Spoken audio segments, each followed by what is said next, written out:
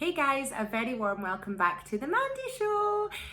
So today we have undefeated Scottish MMA champion signed to Bellator, Duncan with us. I'm so lucky to be speaking to such an amazing athlete.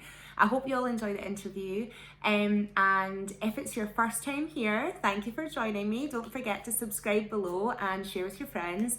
And if you are back again, thanks for making it back. And yeah, enjoy the interview, and I will catch up with you guys again soon.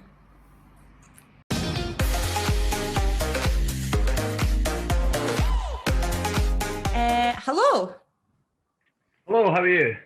Fine, how are you? We act as if we've not just been chatting for 10 minutes. No, I know. Just for the podcast thing. Exactly. How's things going during the pandemic? How's things for a fighter during the pandemic? It was the last pandemic and the last kind of lockdown was easy for me, to be honest. It gave me a little bit of time to kind of reflect on myself and do some things for myself. But this time around with the dark nights and stuff like that is becoming a little bit more taxing, and especially for my mood and stuff like that, because you can't just go out and go for a nice walk in the sunshine. So it takes a bit out, yeah, and then the kind of the unsureness of it all, like when do I get back fighting and stuff like that, because as you know, I've dedicated my life to this, so it's a bit unsure. But yeah, and Bellator obviously signed with the BBC and all that as well, so that's another big thing for Bellator. Amazing. So 14 wins, undefeated as yet, am I right?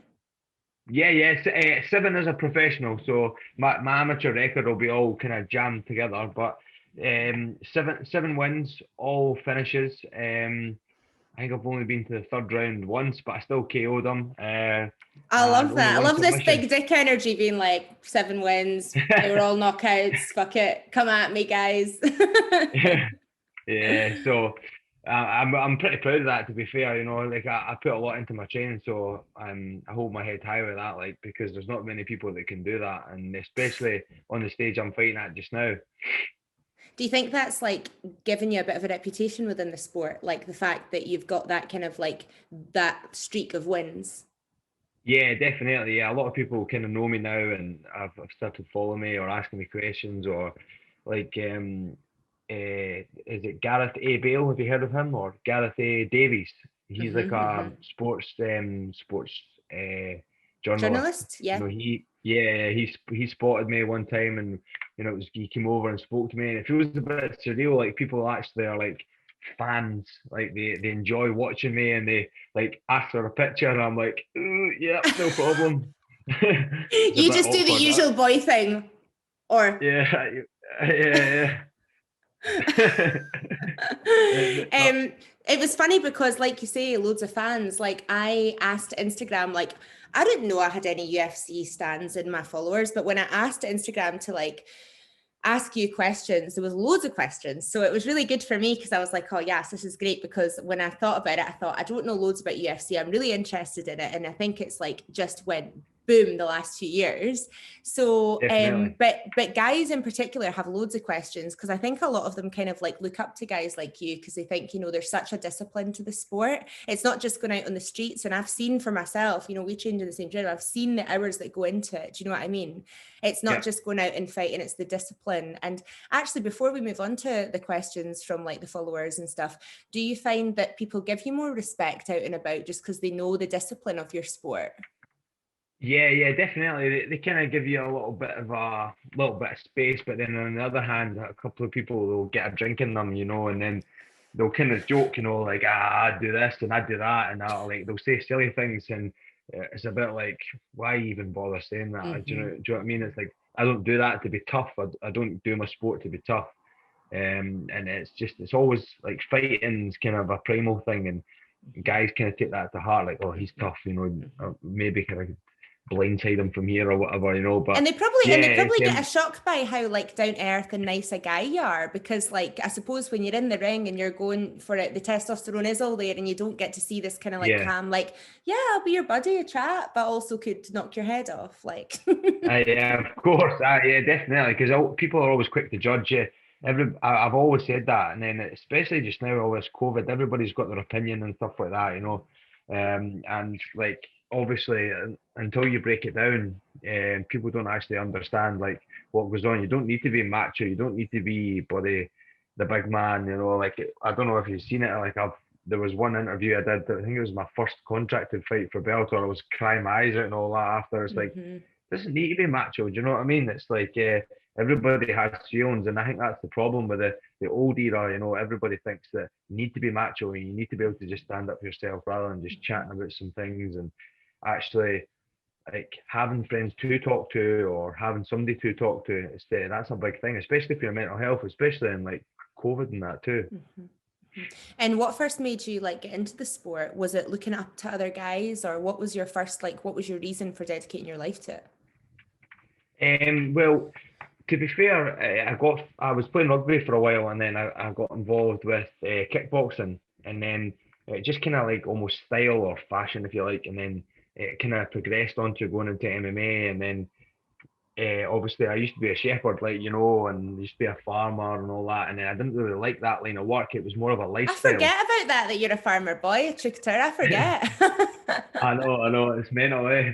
And then, yeah, so I was kind of sick of that. And then obviously, my mother died in 2014, and it was like a flip switch. It was just like, why am I doing this? Like, I don't enjoy it. And I was like, Mm-hmm. because life can be whipped away from you just like that. So, um, I just decided to go and do something that I love, and that was the gym. I was always involved in the gym, whether it be rugby, whether it be just going to the gym for a jog or a run. So I moved to the gym, got myself a job in the gym on the reception. Chris Crow had said to me, you know, I'll get you a job if you want to be a PT. You can be a PT here. And then I got moved into MMA, and then it just started to snowball and snowball and snowball, and then now we're here. Mm-hmm. And you've really got time for other people, so I feel like that's a good kind of natural way to balance. You're doing your training, but you're also helping other people to achieve their goals. Exactly. It's very satisfying, especially I'm kind of all in or all out. So like if my clients or really want to do something, that I enjoy that. Like, and I don't like bullshit either. So some of my clients, I just say to them, listen, if you don't want to come, text me and say you're not feeling like it, Mm-hmm. because like I'd rather you said that than kid on that you're like, ah, it's the kids or Don't I've waste got this both to of our do or time, that to kind of do. thing. Yeah. Yeah, yeah, just say like Chris, I cannot be fucked, and that kind of builds that relationship though.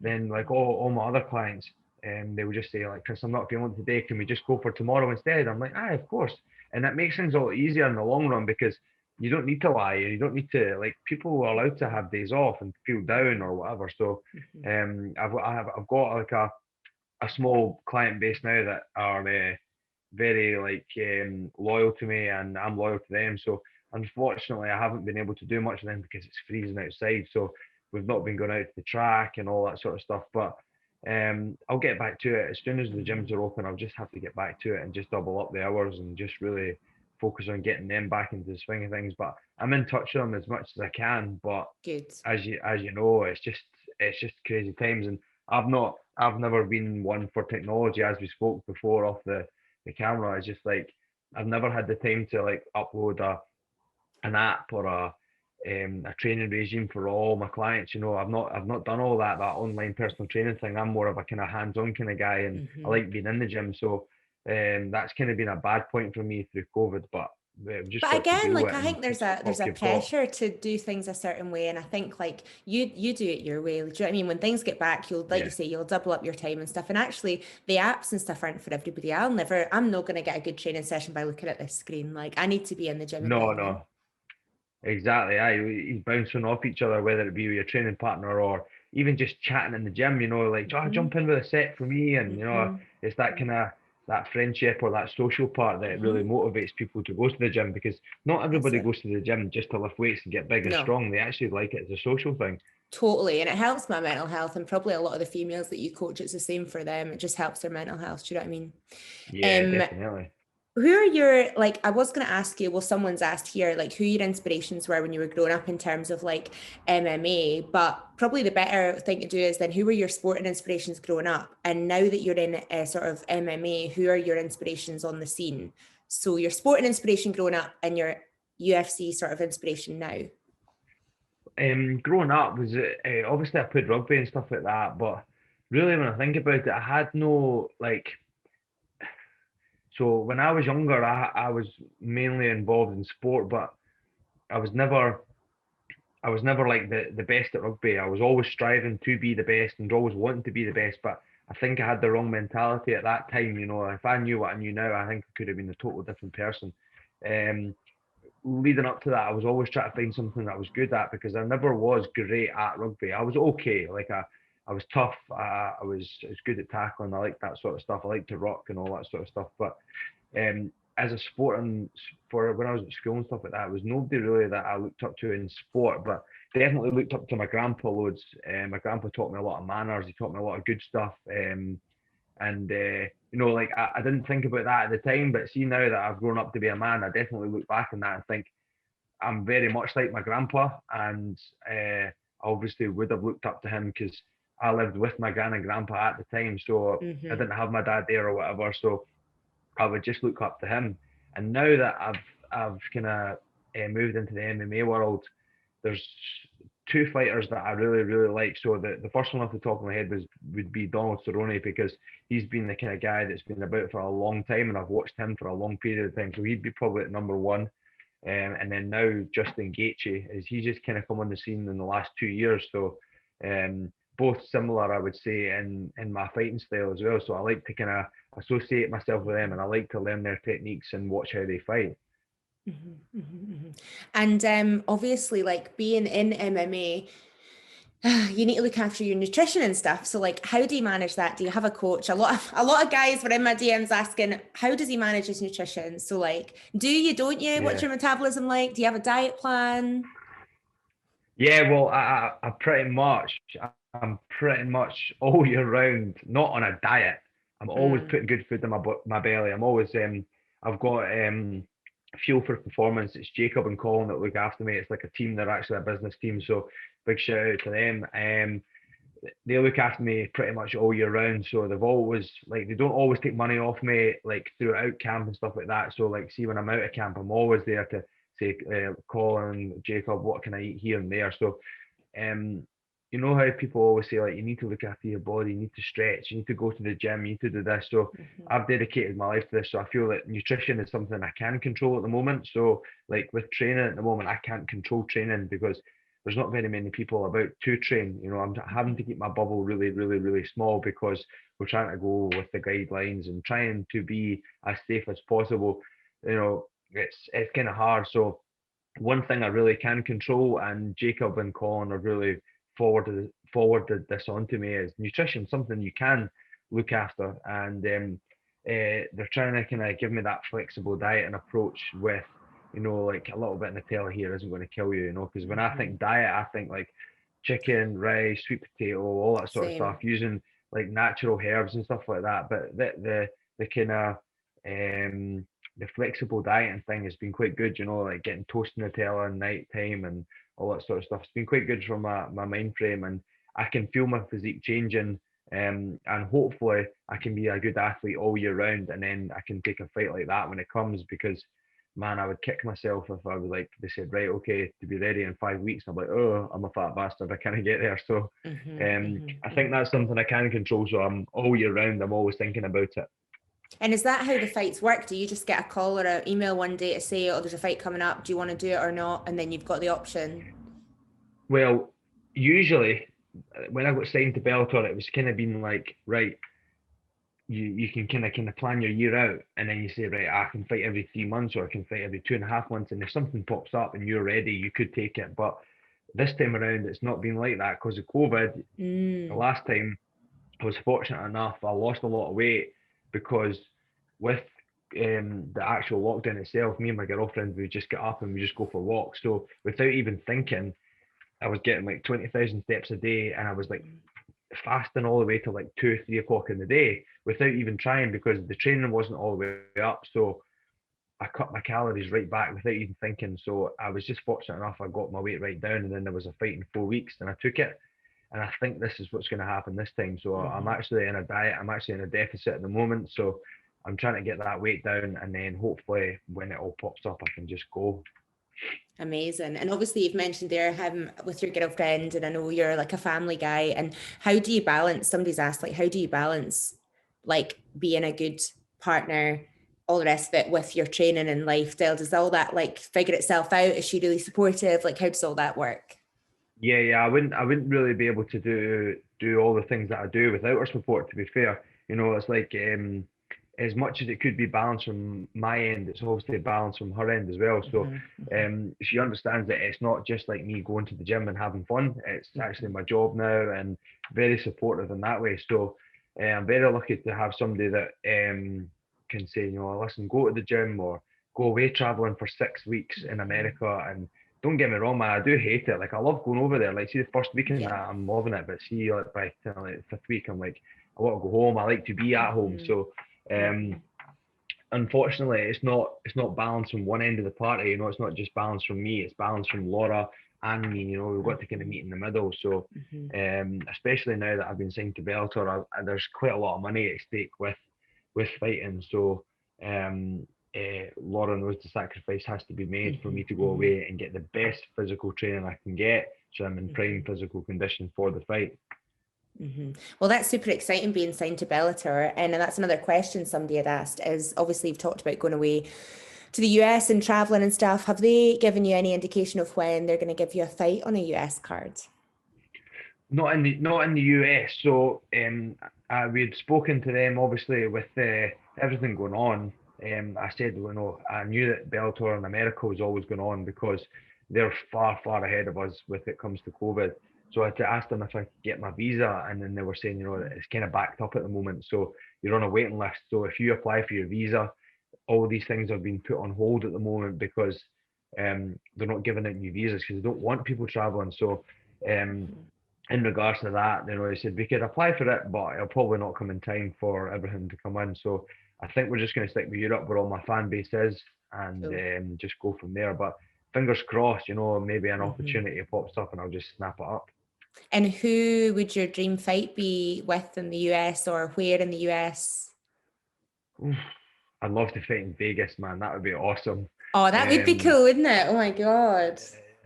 Yeah, but I think you get crazy taxed over there. I think it's like a 40% tax in Vegas. It's like, yeah, there'll be no cash in hand happening over there. No, definitely. I need to just go down to the casino. Exactly. Yeah. But Vegas would be fantastic. There's a lot of good guys in Bellator at the moment. There's a lot of new guys getting signed. So let's, over the next couple of weeks, they've just put up a kind of they put a thing on YouTube the other day that they're going to sign some new guys and new talent and stuff like that. So don't know who they're going to sign. So it sounds quite interesting. There's a big roster there for me to choose from.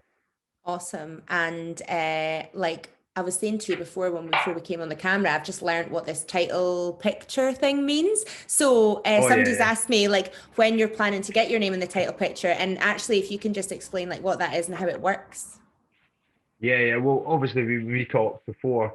It's all about building yourself up that ladder. So I've only fought in Bellator 3 times. I've only fought there twice within my contract. So I'm very at the bottom at the moment. So I know that myself. So I just know that I need to get a good run of fights. So I'm looking to re-sign to Bellator. I think in the next 6 months, I've got one more fight with them, and then I can renegotiate my contract. So I'm looking to stay with Bellator, and obviously move up the ranks. So I think I'll need another couple of fights before I'm even thought about in that sort of way. But everybody keeps asking me that sort of thing. So it's quite good that people think that I'm at that skill level. It's quite good actually. It's good feeling when people actually think that I'm at that level. So it's good. Oh, 100%. And what was I going to say? Somebody's asked here, another question, Ari, your exercise and stuff. A lot of the guys are super interested, obviously, in how you keep your body in such good shape. So somebody's asked, like, what do you do for your cardio? I know we've just covered that you go out on long walks and stuff like that, but someone's asked, like, are you running? Are you sprinting? Are you trying to do HIIT training and stuff? Yeah. In regards to that, like my training, I would always put the technique stuff to the forefront. So things like wrestling, hitting pads and sparring is the main one. So those 3 are the most important. Everything else comes secondary to that. So getting them, we call it just like mat time. So you need to be on the mat and building that skill set and getting better. So I say Monday, Wednesday, Friday I would wrestle. And then I would tend to those days I would probably hit pads at night time because it's like a different energy system that you would work, a little bit anaerobic, a bit aerobic, stuff like that. Tuesday, Thursday I usually do my strength and conditioning. Um, and then I would do maybe 5 miles at night time.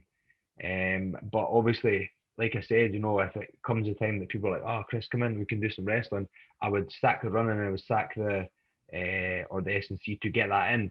And I've been doing sprints on a Saturday. You've probably seen them on Instagram and stuff like that, smashing up and down the thing. That's been fantastic. That's changed the way. It's just good to be something fresh as well, Like I was trying. My girlfriend was saying, "Oh, I can't go to the gym." And I was like, "Well, when it comes to when we've got the baby and all that here, you need to go and find maybe a hobby. Go and do something like things like pole dancing and stuff like that. That's like really good for your core. Women, it's good. It's like a social thing, like we talked about before. Try to get something that you enjoy without you thinking you're burning calories. Yeah. And if people go to the gym to burn calories so they can eat more food, that's the wrong way. The wrong mindset to have, I would say.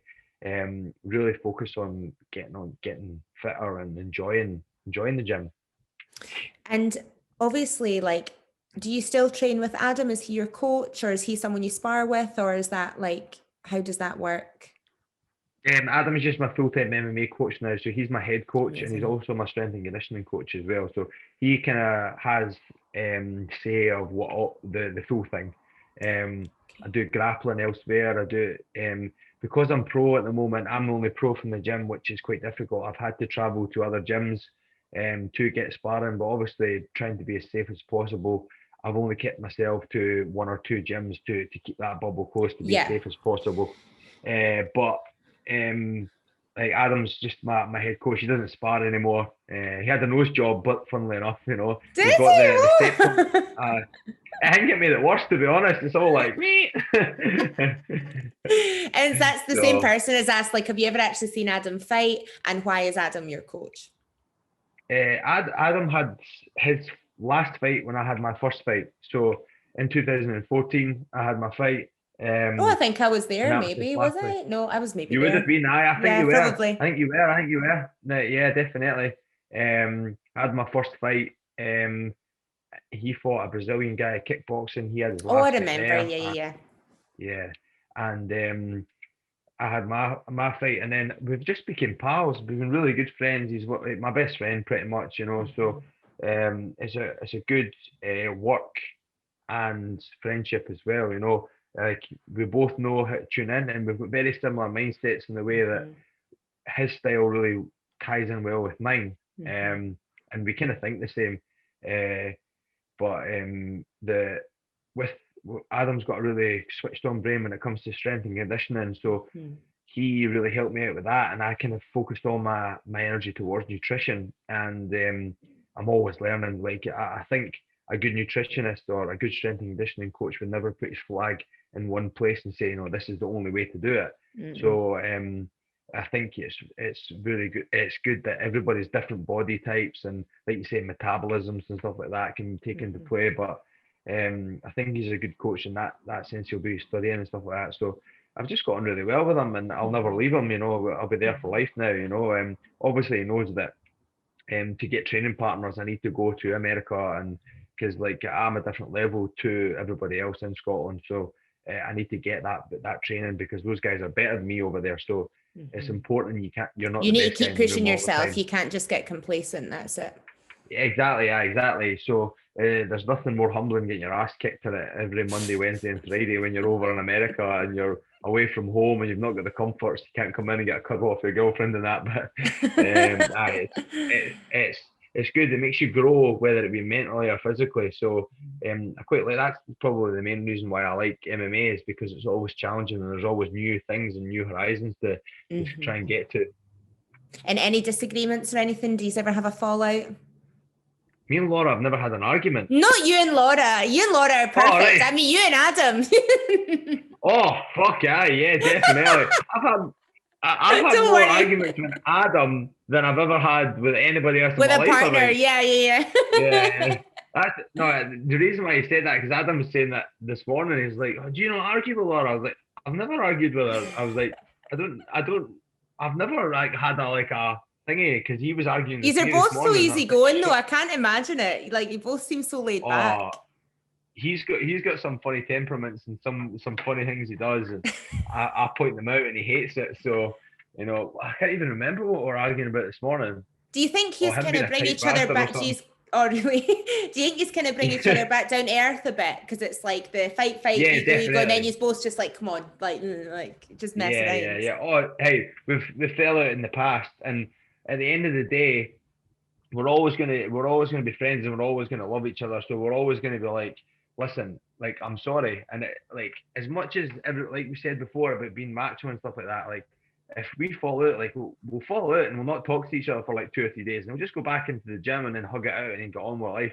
Life's too short to be fucking arguing with people and like hating it, Like I've fallen out with loads of people. Like I was in a fight with a guy at school, and then like he had hit me with a phone and cut my eye, and then um, like for years we'd always been at each other and fucking I'd thrown stones at his car, and it was just this back and forth. And I met him in one of the clubs in Stirling one night, and he's like, "Oh, Chris, I'm sorry, like I didn't really mean to do this." And I'm like, mate, it's fucking hell, we're at school, like it doesn't matter, like If he'd be sweating I'm approaching you though at this point. He'd be yeah, like, well, that's the thing. Yeah, exactly. I was like, "Can I get you a drink, mate?" please, anything, I'll But buy you the whole club if you want. exactly. But yeah, life's too short to be arguing. It takes more energy to be a prick than it does to be nice. So even if you like 100%. say, even if you're like, yeah, that's cool, man, and you actually hate him inside, you just say that's cool, man, and it's easier just to say hi and bye. I'm 100%. I'm a big advocate. Like, see if somebody like doesn't say hi to me, like I'm out and about, like whether I like them or not, right? Somebody, and I said to Laura the other day, I was in Tesco's and like I forgot my mask. I wasn't wearing my mask, and everybody was looking at me, and I was like, "Well, fucking don't have a mask, so you're going to buy me one." And these two people walked up. I'll not name them, obviously, but they walked right past me, and then the girl didn't even speak to me, and I was like, "That was fucking rude. Like, why would you even speak to me?" And I was like, "I'm not like that at all. Even if she said hiya and then just walked on, I would have been like hi, and I wouldn't even have thought that, but." I'm like, if I've ever seen you in the street, I'll always say hi to you. Do you know what I mean? It's not a problem, eh? And rather And I be the just one hate that said people. hiya than the one that didn't. Do you know what I mean? You do. I think Ah, if you always be the nice person, like be the bigger person. exactly, yeah. Or they'll comment on all your Facebook or like your Facebook stuff, and then you'll walk past them in the street and they're walking along and they'll just go, you're like, what are you doing?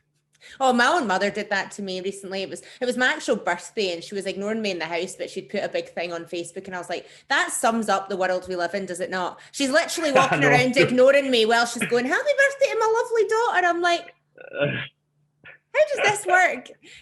I know. And somebody's actually asked here as well, like how the mental aspect impacts your fights. They basically asked, like, does it help to get in the heads of the person, your opponent, or is that all just hype? Or No, definitely that kind of mental warfare, peacocking. It's like the Peacock Effect, it's called. I do a thing called NLP. Have you heard of that before? I love it. Yeah. Yeah, so it's called this is a tongue twister. Neurological linguistic Neuro-linguistic program. programming. Yeah. Yeah. So I do a lot of that sort of stuff. So like how you perceive yourself or how others perceive you. So I like that sort of stuff. I'm not the type of guy that will like shout and do that, but that's the type of that sort of stuff. So I tend to like, for instance, a lot of people ask me about like the stare offs and all that, or the standoffs before the fight at the weigh-ins and stuff. Like what do you do? Do you look in their eyes and not turn away and look who does this? And I'm like, well, I always look straight in their eye and I'll always shake their hand, and I'll always do that until somebody doesn't do that to me. So there comes a time where you're looking at somebody and you're trying too hard to look at them, and then the guy says, right, look forward and get your pictures. If you're wasting nervous energy trying to stare at him and say, oh, he'll turn away first and I win, like you're not actually winning anything at that point by saying he's going to turn away first. I used to be like that, but now I'm just shake their hand, stare at them, shake their hand again, and then look at the camera, because it's pointless me wasting that nervous energy, because that That's nervous adrenaline you energy could save back, isn't it? For the oh, fight. definitely, yeah, definitely. So I tend to try and look at them and try and picture in my mind what I will be doing to them in the cage, or what I plan to do to them in the future, or Like, no, but like your eyes don't lie. Like I'm telling you, like you know when somebody's angry, you know when somebody's sad. So Oh yeah, yeah. it's that's quite a big thing.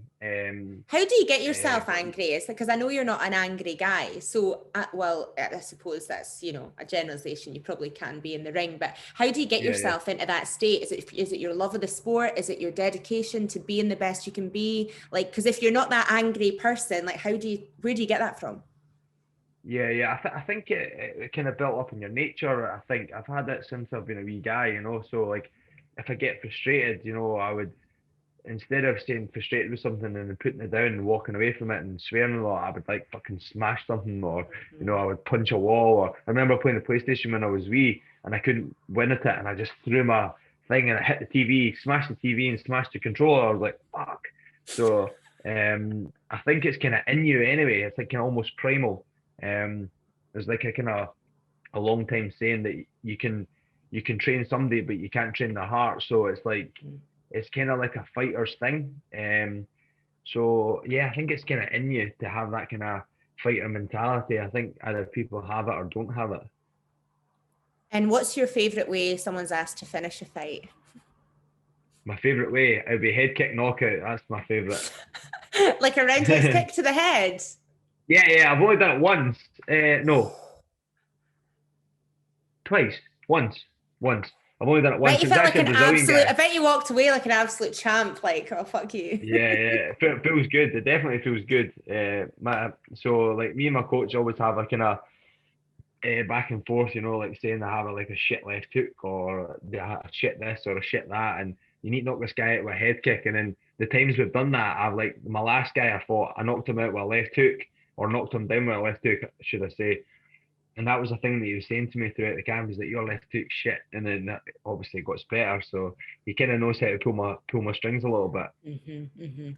Awesome. Well, that's all the questions that we've got for you. Thank you so Oh, much nice. for your time, Chris. I think that's been really Not a problem. Not a problem.